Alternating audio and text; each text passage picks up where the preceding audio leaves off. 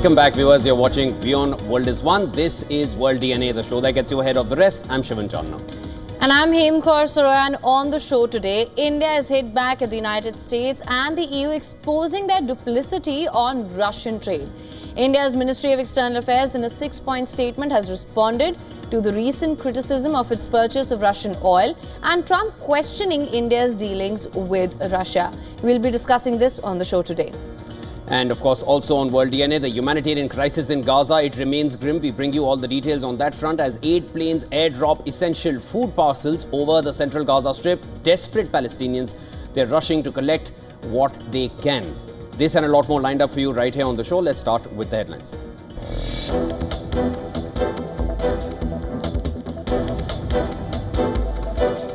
New Delhi pushes back strongly as Donald Trump threatens to hike US tariffs on goods from India over its purchase of Russian oil, calls out Washington and EU over trade with Russia, vows to protect its interests.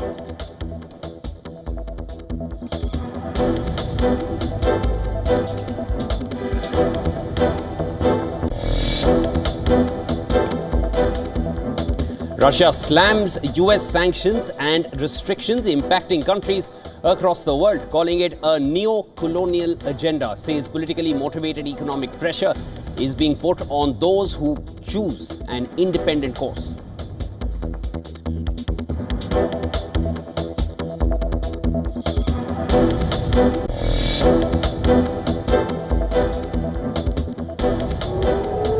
Israeli military says a projectile fired towards Israel from Yemen was intercepted. Air raid warning sounded across the country.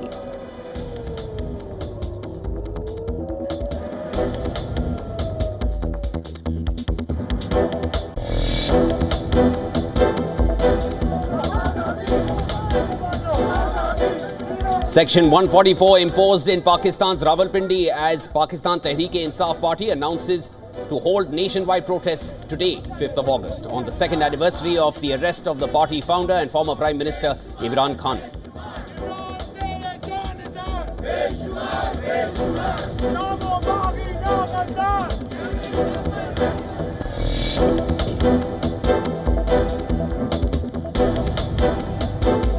Bangladesh Chief Advisor Mohammad Yunus to read out the July Declaration today, marking mass uprising of 2024 in the country. Declaration to be unveiled at the South Plaza of the National Parliament.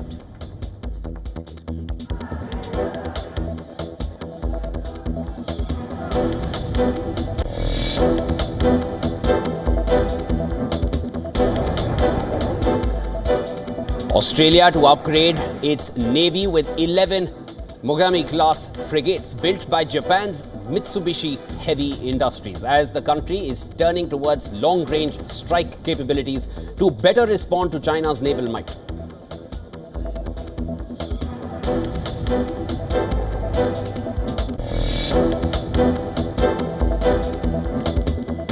British police arrest far-right activist Tommy Robinson on suspicion of committing assault last week at a London train station. 42-year-old man was held at Luton Airport as he stepped off a flight from Portugal.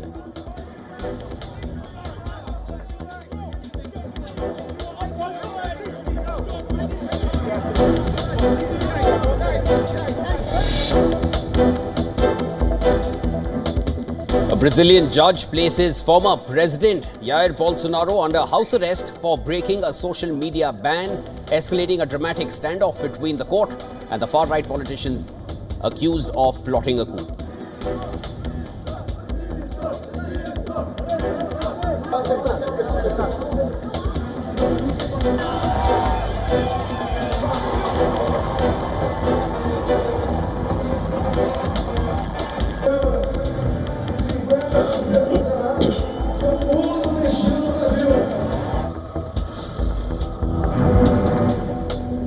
India hit back at the United States and EU exposing their duplicity on Russian trade. India's Ministry of External Affairs in a 6-point statement responded to recent criticism for India's purchases of Russian oil and tough talks from the EU and Donald Trump. Now, in a social media post on Monday, Trump escalated his threat of additional penalties on India for the country's purchase of Russian oil.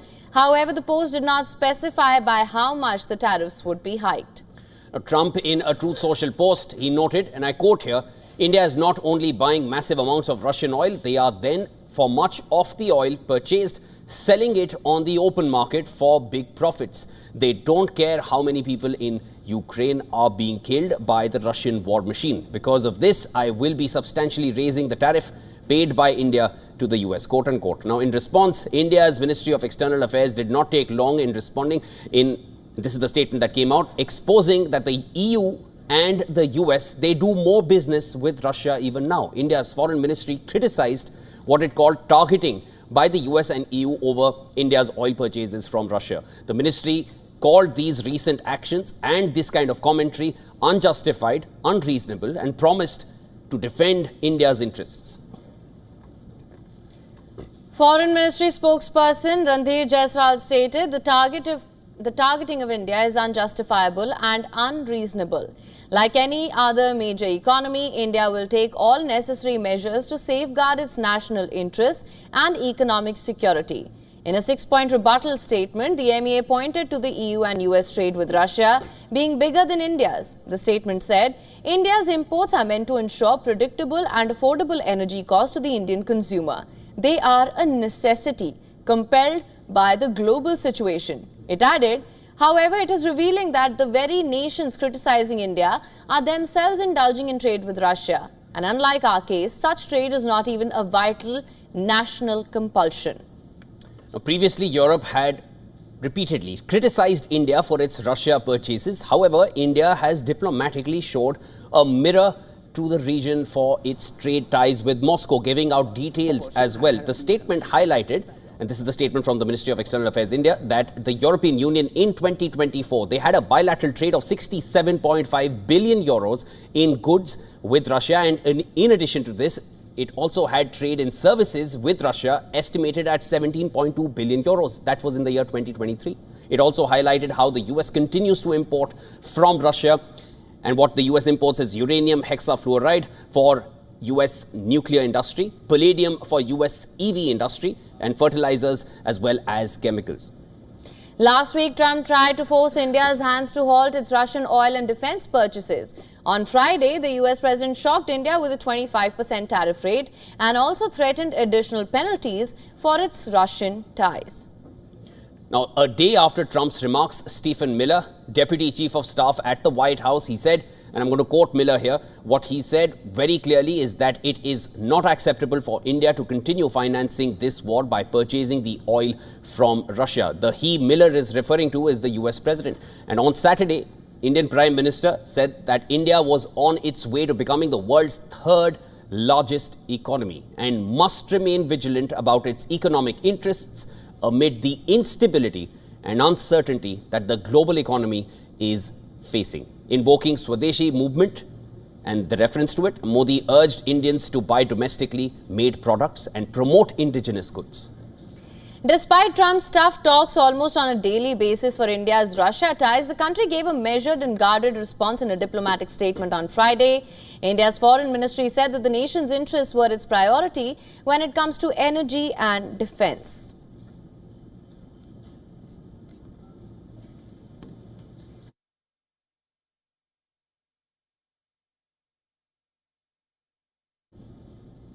All right, for more on this, we're now being joined live by Raymond E. Vickery from Washington, D.C. He's a former U.S. Assistant Secretary for Commerce for Trade Development and Senior Associate at the Center for Strategic and International Studies. Thank you so much for joining us on World DNA. Let's get right into it. Of course, India's statement has painted a very clear picture of the duplicity that we're seeing playing out here. It has said it is revealing that the very nations criticizing India are themselves indulging in trade with Russia. Unlike our case, and this is, I believe, the pertinent bit here, such trade is not even a vital national compulsion. What is your take on this whole situation? Well, thanks very much for having me. It's always a privilege to be on WION. It seems to me that the relationship between the United States and India must be kept in mind when dealing with any question, import of Russian oil, tariffs. There is no problem facing the world that can't be helped by U.S.-India cooperation. That has to do with climate change, has to do with terrorism, whether it's from Pakistan or wherever, China, economic development. All of these require that cooperation, and many of us on both sides, India and the U.S., have been working on this to promote this friendship for 30 years. That having been said, India is going to have to decide for itself what it will do in regard to the Russian invasion of Ukraine. And that includes what is in its interest long term in regard to oil and energy. The reality is that energy, that oil from Russia was an insignificant part of Indian imports up until the time of the Russian invasion of Ukraine. India is now one of the leading purchasers of it. It is true that the U.S. imports some vital components in regard to uranium, but its total trade is only about $6 billion as compared to the trade of India, which is approaching over 200 when you have goods and services. It is not the case that the United States is in fact in a large trade relationship. The EU has decreased its trade very much with Russia since 2022. It was very much more integrated than India or the United States with Russia. But India has to decide what it's going to do in regard to the flagrant violation of the UN Charter with Russian invasion of Ukraine.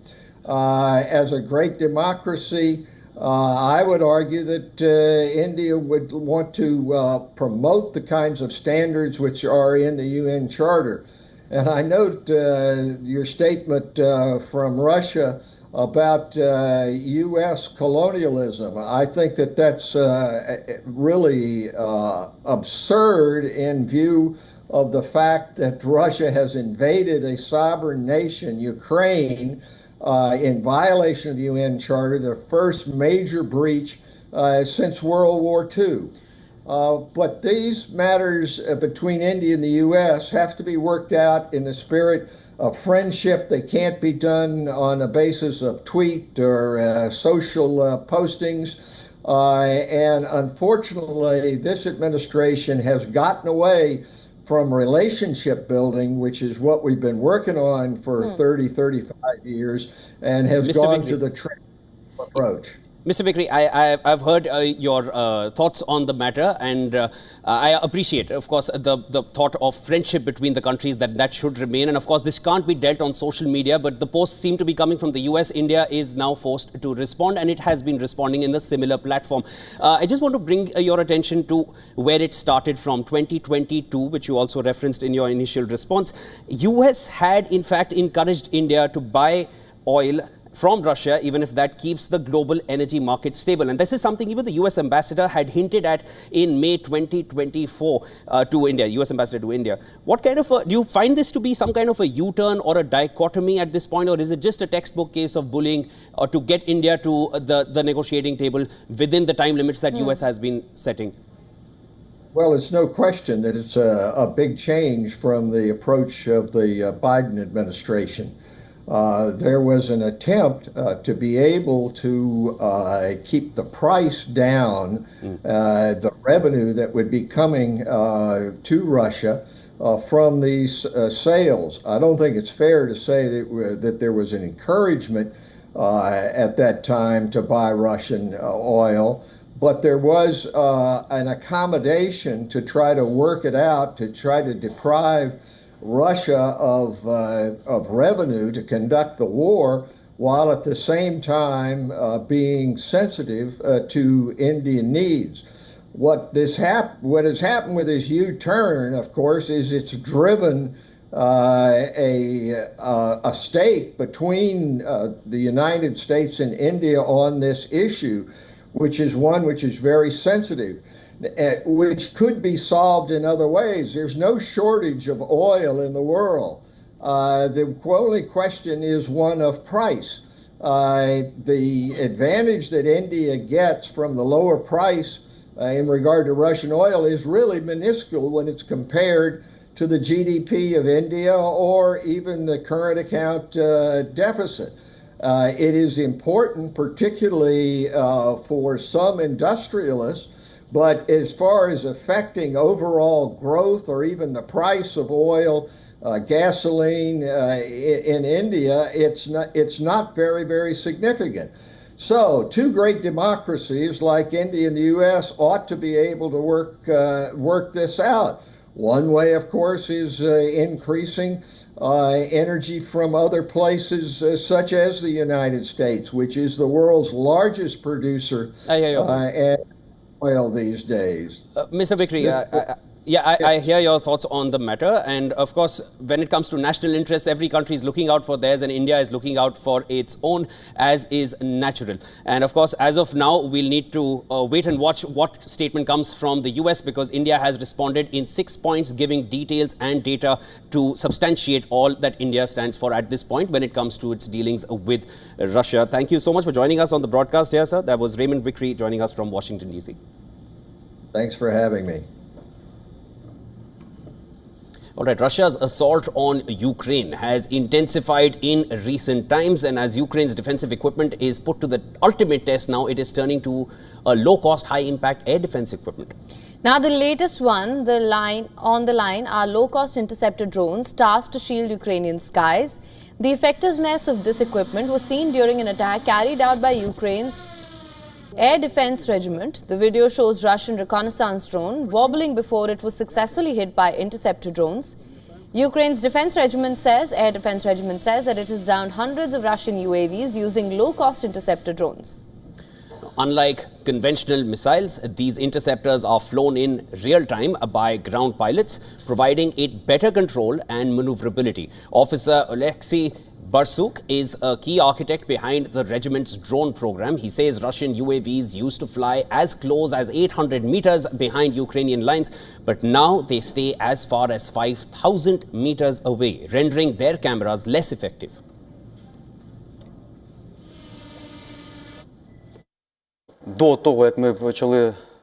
Before our regiment started using, the enemy used to fly his reconnaissance drones quite deep. But because interceptor drones became a real thing, they fly very carefully now. When they dare, the air defense works successfully.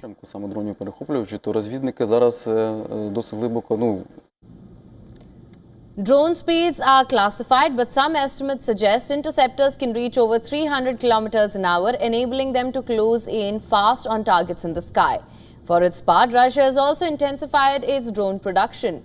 Drone attacks have been a regular part of the Kremlin's punishment strategy in Ukraine.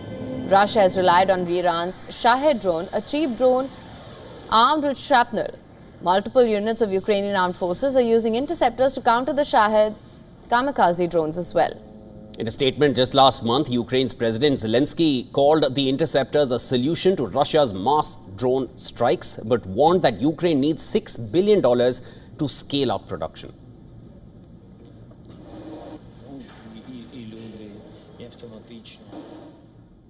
And the humanitarian crisis in Gaza remains grim, to say the least. And this is as aid planes airdrop essential food parcels over the central Gaza Strip. Desperate Palestinians, they are rushing to collect whatever they can.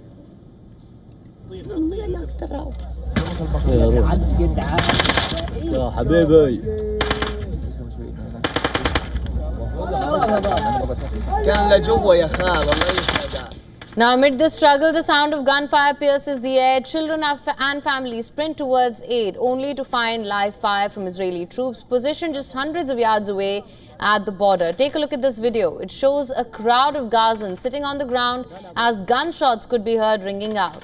Eyewitnesses and hospital staff report that Israeli troops opened fire towards them in the Netzarim corridor area located in central Gaza.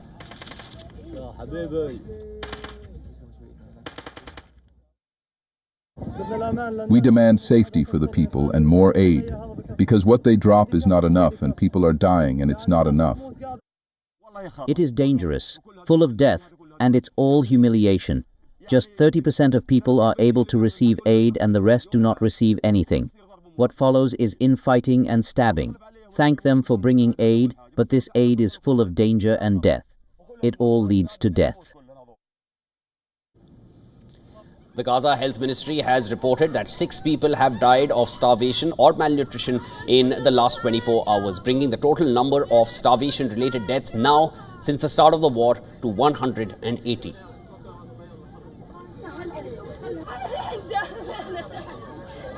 In Gaza's Khan Yunis, dozens of Palestinians gathered in a long, winding queue outside a makeshift soup kitchen. Many held empty pots and containers, hoping to receive even a small portion of rice, lentils or other basic food supplies to sustain themselves. We do not have food, we do not have flour, we do not have anything, we cannot live, the crossings are closed and the borders are closed. We don't know how to eat or move or get treated. We are hungry. The United Nations has issued a grave warning that widespread famine is unfolding across the Gaza Strip. Despite the threat, desperate women and children in northern Gaza, they continue to gather near the Zikim crossing, hoping to secure basic supplies. In Gaza's Al-Shifa hospital, Palestinians gathered to mourn their loved ones who were killed by Israeli fire while attempting to receive aid on Monday. The crossing is a critical point where UN aid trucks are supposed to deliver supplies into northern parts of the Strip.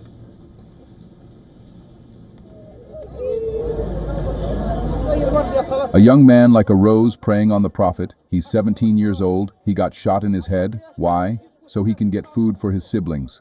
Not him alone. All the men that go there either come back carrying food or carried. That's their destiny. Either they carry a bag of flour or they bring them back on a carrier, martyred or injured. Now in northern Gaza, families are trapped in overcrowded shelters and tents, watching helplessly as their children waste away in their arms. Aid workers describe emaciated bodies, tiny arms, legs dangling, shoulder blades and ribs visible under thinning skin. This starvation continues to spread. Children with chronic illnesses or disabilities such as cerebral palsy are among the first to succumb. But now doctors say even healthy children with no medical history are dying from malnutrition due to the complete absence of high-calorie foods and supplements.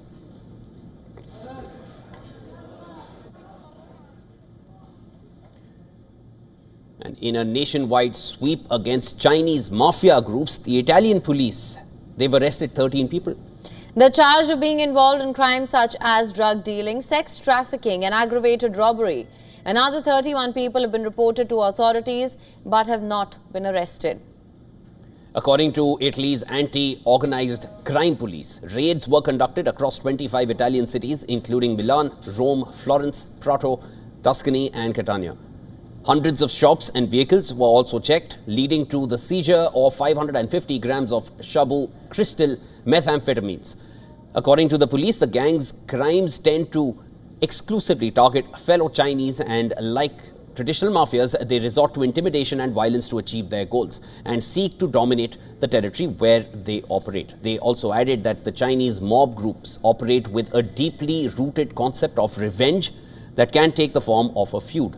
They are also known to be in constant dialogue with other criminal organizations across Italy and use the informal Hawala payment system to transfer money.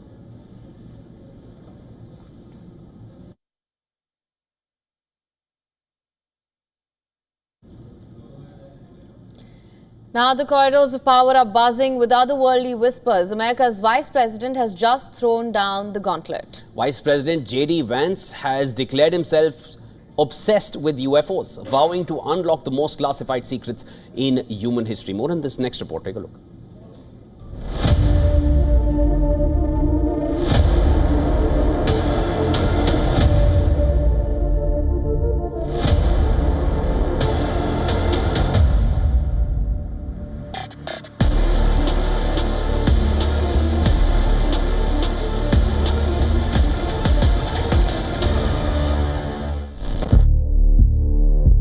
The veil of government secrecy is finally being torn away.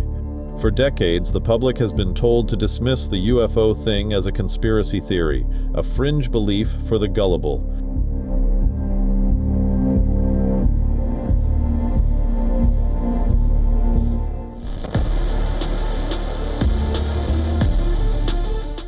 Now, however, the highest corridors of power are speaking out, and the truth is poised to be revealed in a way that could forever change our understanding of our place in the universe.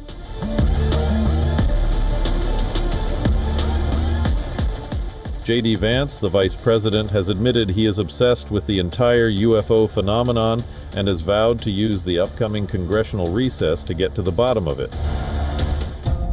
The interest in UFOs has been rising. In 2017, a NYT report reignited interest, saying Pentagon has a secret $22 million advanced aerospace threat identification program to investigate UFO sightings. Since then, Congress has held several hearings on UFO sightings.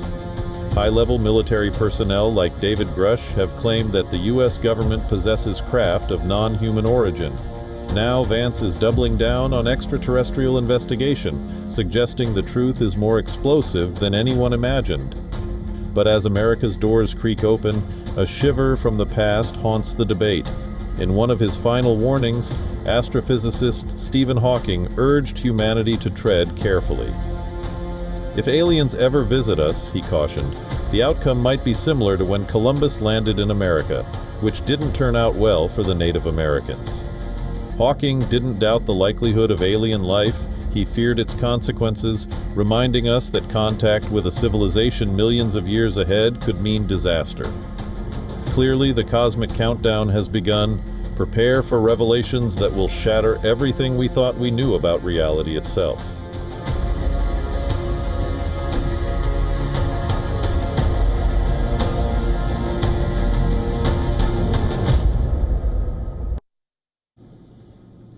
And with that, it's time now for a short break. Don't go anywhere. Him and I will be back with you on the other side of this short break. When we come back, Australia is set to upgrade its navy with 11 state-of-the-art Mogami-class frigates. These are built by Japan's Mitsubishi Heavy Industries. We'll bring you all the details.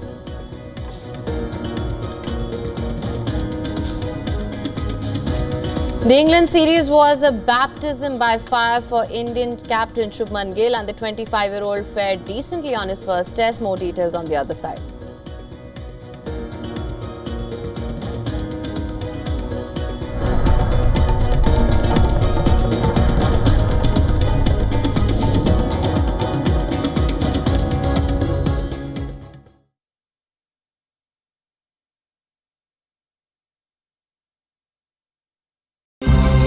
To bring the benefits of the Subhash Chandra Show to your educational institution, teachers and students, send an invitation to Juhi Jha at juhi@such.org.in. The Earth is sending distress signals.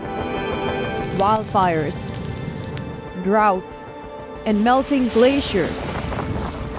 Can we reverse the damage?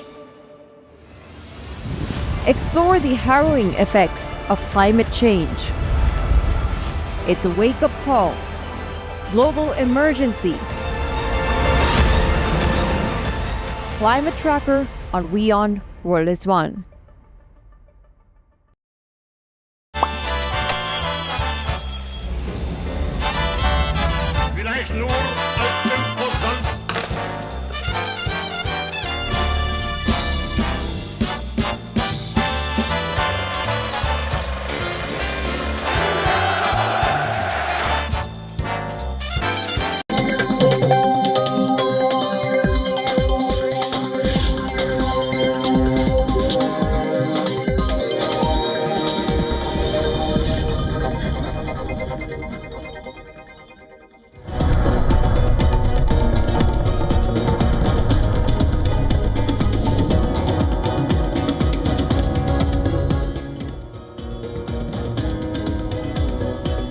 Welcome back, viewers. You're watching World DNA with him. I'm Shivan. Lots more to discuss. Let's start with the headlines.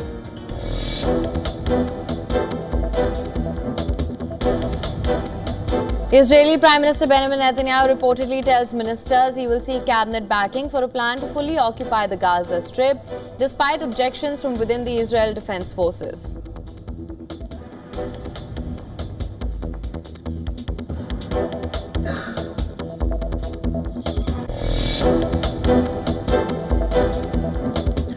Russia says no tariff wars or US sanctions can halt natural course of history.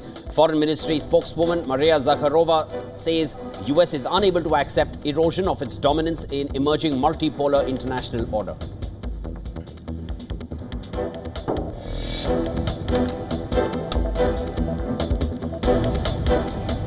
New Delhi pushes back strongly as Donald Trump threatens to hike US tariffs on goods from India over its purchase of Russian oil, calls out Washington and EU over trade with Russia, vows to protect its interests.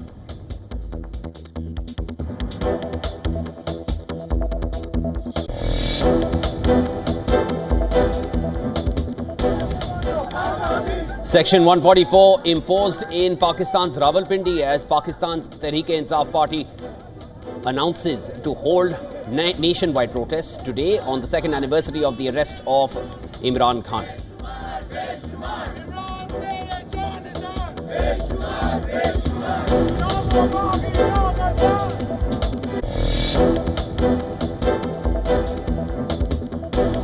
Bangladesh Chief Advisor Mohammad Yunus to read out the July Declaration today, marking mass uprising of 2024 in the country. Declaration to be unveiled at the South Plaza of the National Parliament.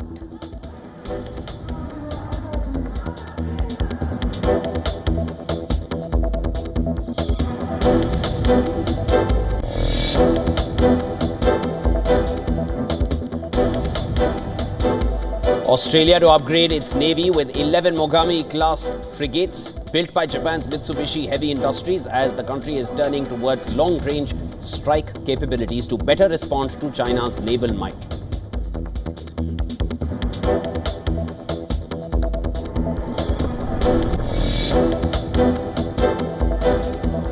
A Brazilian judge places former President Jair Bolsonaro under house arrest for breaking a social media ban, escalating a dramatic standoff between the court and the far-right politician accused of plotting a coup.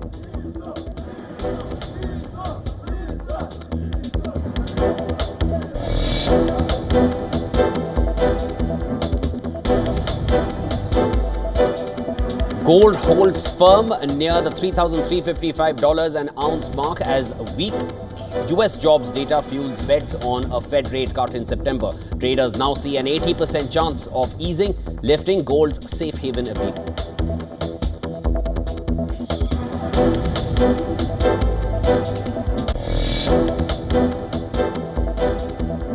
Anderson Tendulkar Trophy between India and England hailed as an all-time classic. Fans say the 53 balls on the final day of the fifth test captured the essence of test cricket.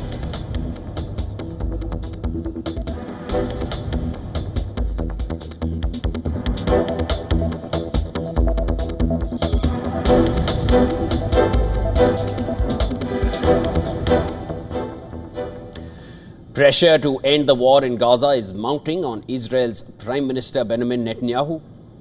Not just the international community, but Israelis themselves are calling for the ceasefire and a safe return of all hostages.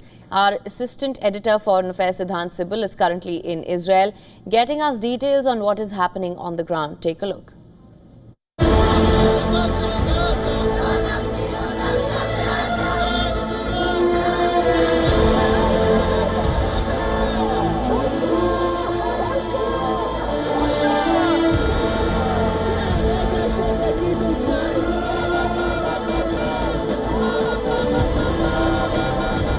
Israel has witnessed regular protests, and one such protest is happening behind me. These protesters are demanding an end to the war, but also for the early release of hostages, the Israeli hostages who are in Hamas custody in Gaza.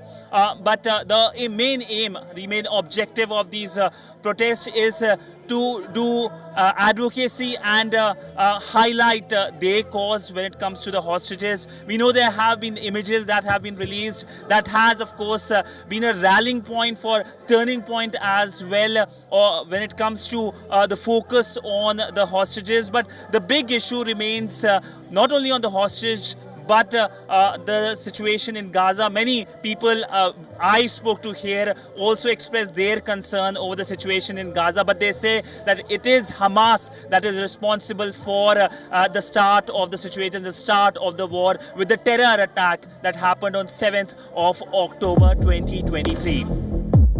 Stop the war and bring our hostages that they can die every second back.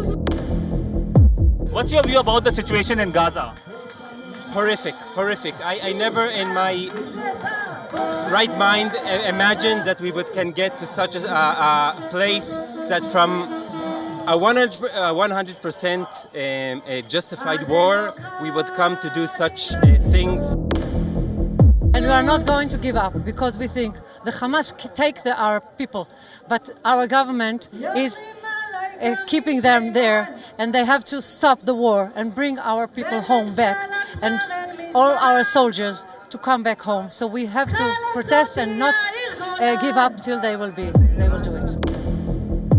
We need to focus now on stopping the war, bringing the hostages home, and allowing the Palestinians to live in peace and freedom. We need to see a difference between Hamas, and who is a terror organization, and everybody and every other Palestinian. Yeah, I think this war needs to end now, and we're doing everything we can. I myself live in New York, and I'm an Israeli. I think this war needs to end, and we need to have peace, because this war is just death and horror. So that's a word from the ground about the situation of the hostages, and these protests have been happening regularly here in the entire country. With video journalist Neeraj Patel, Siddhant Sibal for WION in Jerusalem.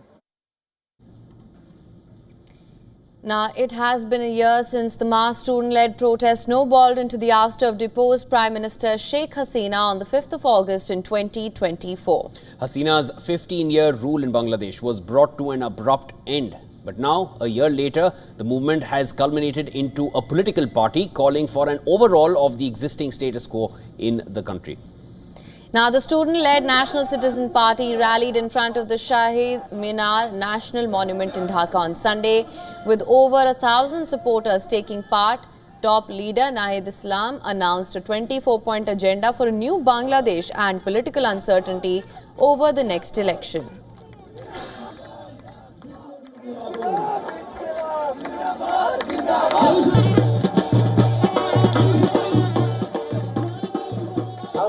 Exactly 1 year ago at Shahid Minar, we vowed to free this country from the hands of dictatorship. By responding to that call, we together defeated the fascist rule and regained control of our country. Today, once again, from this Shahid Minar, we extend our call to you. Let us all unite and transform this historic 24-point agenda into reality to build a new Bangladesh, a Bangladesh that fulfills the dreams of all citizens as we move towards the formation of our second republic. Separately, supporters of the wing of the Bangladesh Nationalist Party also held a rally in Dhaka. This is the student wing, where the party leaders vowed to establish democracy in the wake of Hasina's fall. But 1 year on, Bangladesh is still nowhere close to political stability. The caretaker government led by Dr. Mohammad Yunus promised sweeping reforms before holding elections, but there is no final date for polls yet, which are expected to be held early next year. During this long wait, political parties remain at loggerheads over power. Till now, they are at loggerhead with each other. So maybe we may end up having minimum level of consensus, and that will be, I think, good enough for the moment, because under any circumstances, no plea should be sort of used to delay the election power. And protests had begun in July last year and culminated with Sheikh Hasina fleeing to India on the 5th of August, where she remains in exile. Known It's being called the July Uprising. The mass rallies also witnessed spurts of violence. And of course, hundreds were killed and thousands were injured in the process.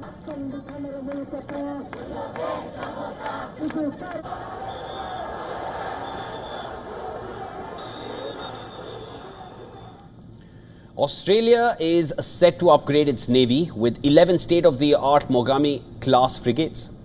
Now built by Japan's Mitsubishi Heavy Industries, Defense Minister Richard Marles made the announcement, marking a landmark $6 billion deal, the largest ever defense industry agreement between the two nations.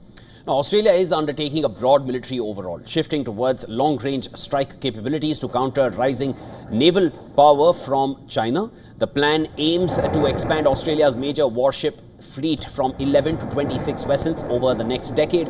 Minister Marles said that these Mogami-class frigates will replace our aging Anzac-class fleet, and the first ship is expected to be in service by 2030. The Mogami-class frigate is the best frigate for Australia. It is a next-generation vessel, stealthy and equipped with 32 vertical launch cells able to deploy long-range missiles, quote-unquote. Mitsubishi Heavy Industries was chosen for this project over Germany's ThyssenKrupp Marine Systems after a rigorous tender process. Marles stated that the decision was made based on what was the best capability for Australia, highlighting strategic alignment with Japan. Now, this move builds on Australia's larger naval transformation. In 2021, the government announced plans to acquire US-designed nuclear-powered submarines under the AUKUS Pact with the United States and the United Kingdom, shelving previous French submarine plans. Under AUKUS, Australia will acquire at least 3 Virginia-class submarines within 15 years. The submarine program alone could cost up to $235 billion over 30 years, drawing criticism over its price tag. As per analysts, major defense projects in Australia have faced challenges, including cost overruns and policy changes. But this time, the government is pushing forward, aiming to raise defense spending to 2.4% of their GDP, outpacing NATO's 2% benchmark, though still behind US calls for 3.5%.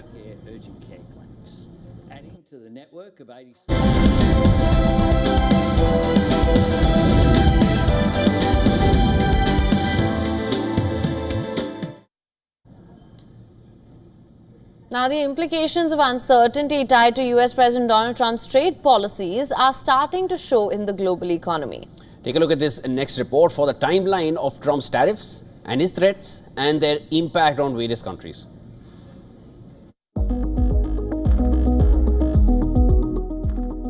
Trump unveiled a slew of new tariffs that boosted the average tax rate on goods imported into the U.S. from across the world. The president is forging ahead with his effort to reshape international commerce and bolster American manufacturing. At an average of nearly 20%, the world is still facing some of the steepest U.S. tariffs since the 1930s. That is roughly 10 times higher than they were a year ago. Trump's latest volley outlined minimum 10% baseline levies with rates of 15% or more for countries with trade surpluses with the U.S. The months of negotiations marked by Trump's social media threats against U.S. allies and foes alike ended with new rates that were largely in line or a touch lower than those on April 2nd. Now let's take a look at the timeline of tariffs under Trump's second term in office. Before Trump took office, the average U.S. rate was about 2.3%. On February 1st, Trump imposed a 25% tariff on goods from Canada and Mexico and a 10% tariff on goods from China. That pushed the average import taxes to 3.7% for the month. In March, the tax rate surged to 11.5% after Trump doubled tariffs on China and blanket 25% on Canada and Mexico. On the so-called Liberation Day in April, Trump announced expansive new tariffs, but soon postponed the implementation to August. The April average was pegged at 27.5%. With Trump backing down on several tariffs, that rate fell to about 12 to 13% in May, June, and July. But those rates went back up to nearly 20% after Trump's latest salvo last week. U.S. economic growth moderated through the first half of the year That comes as consumers tempered their spending after a late 2024 splurge. Companies have also adjusted to frequently shifting trade policy. A quarter of U.S. manufacturers now report lower employment. Factory activity contracted in July at the fastest pace in 9 months. The outlook points to stagflation concerns, complicating the Fed's rate path view. While the latest growth data suggests some resilience in the 28-nation euro area bloc, they mask economic contractions in Germany and Italy. Heightened uncertainty surrounding the EU-US trade deal is weighing on the outlook. China's top leadership has emphasized support for the economy, with President Xi Jinping endorsing a campaign targeting one major cause of deflation and tensions with the trade partners. Emerging market economies are predicted to face the brunt of the higher tariffs, with trade restrictions adding to their woes. Business Bureau Report, WION World is One.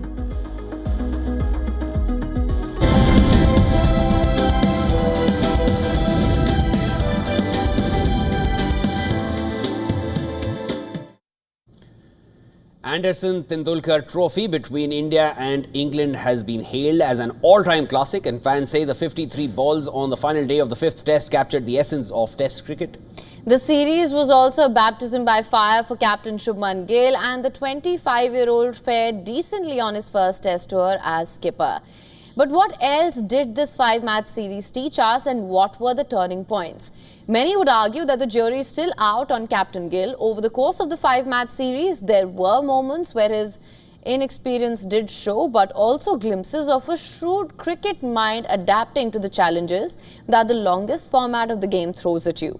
With no Virat Kohli and Rohit Sharma in the fray, Gill did not have much to fall back on in terms of seeking guidance from a senior pro. Yet the 25-year-old drew from his time as Gujarat Titans captain in the IPL, stepping up in some high-pressure moments. The inexperience was on display as the visitors often dominated sessions but also failed to capitalize on crucial moments. Now, if Gill's captaincy is still a work in progress, there's no question that batter Gill was simply brilliant.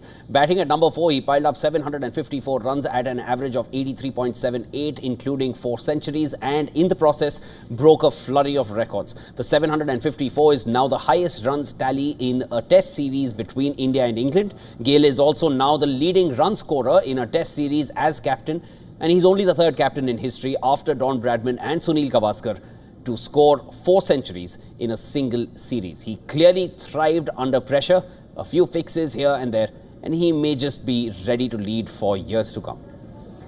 India head coach Gautam Gambhir dismissed claims that his team is in a transition phase, but the new look team India showed they have what it takes to rise to the occasion. What they lacked, however, was consistency. India scored 12 centuries in the series, the most ever by India in a single Test series, and also the joint most ever by any team in the history of Test cricket. But repeated batting collapses hurt them, especially in the lower and the lower middle order. The batting order collapses would like a domino effect from squad selection. India has leaned heavily on all-rounders in recent years, but in this series, the fast-bowling all-rounder options were limited to Shardul Thakur and Nitish Kumar Reddy. India's handling of the 4th seamer spot was muddled. Across the first 4 tests, the 4th quick bowled just 55 of India's 672 overs. The numbers suggest that Gill didn't trust them to hold an end, let alone take wickets. Now, there is no doubt that Jasprit Bumrah is India's trump card, but his workload management remains a concern. In his absence, Mohammad Siraj stepped up. He was India's standout bowler in both wins. He set the tone at Birmingham and delivered the breakthrough at the Oval on day 5. To hand India their closest victory in Test history by 6 runs. And stats back him, Siraj did shine when tasked with leading that attack, but he needs more support. Prasidh Krishna played the perfect second fiddle at the Oval, but his overall numbers don't yet inspire confidence.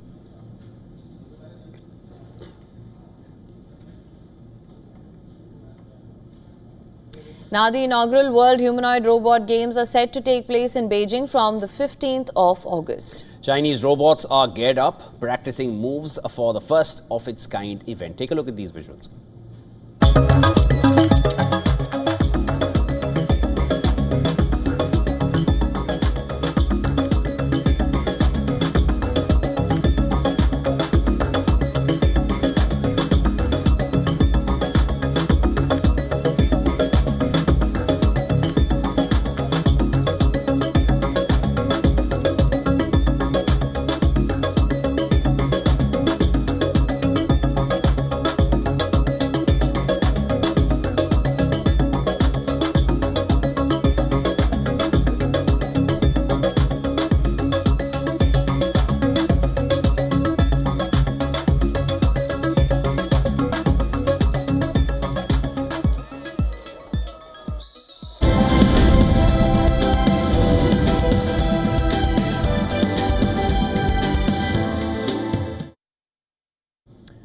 Well, if you're a 90s kid, you'll definitely remember this name very well. Busta Rhymes, one of hip-hop's most iconic artists in the early 2000s and in the 90s. He has now received a star on the famous Hollywood Walk of Fame. More in this next report. Take a look.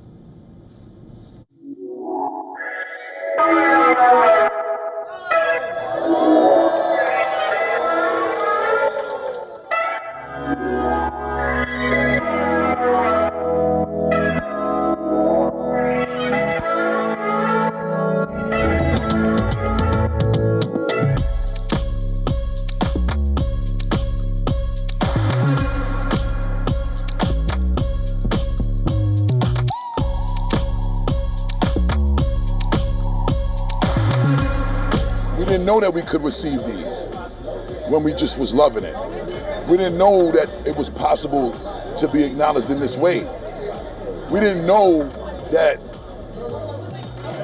flowers like on this level could be received even greater when you're alive to receive it, and when you're alive and you can smell it and you can touch it.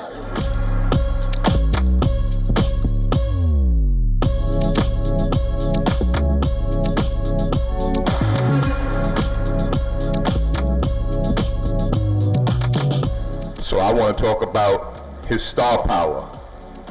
This brother is one of the hardest working men I've ever seen in show business. And, you know, that's not something that occurred in the latter years. That's the way this brother been from day one, since I first met him.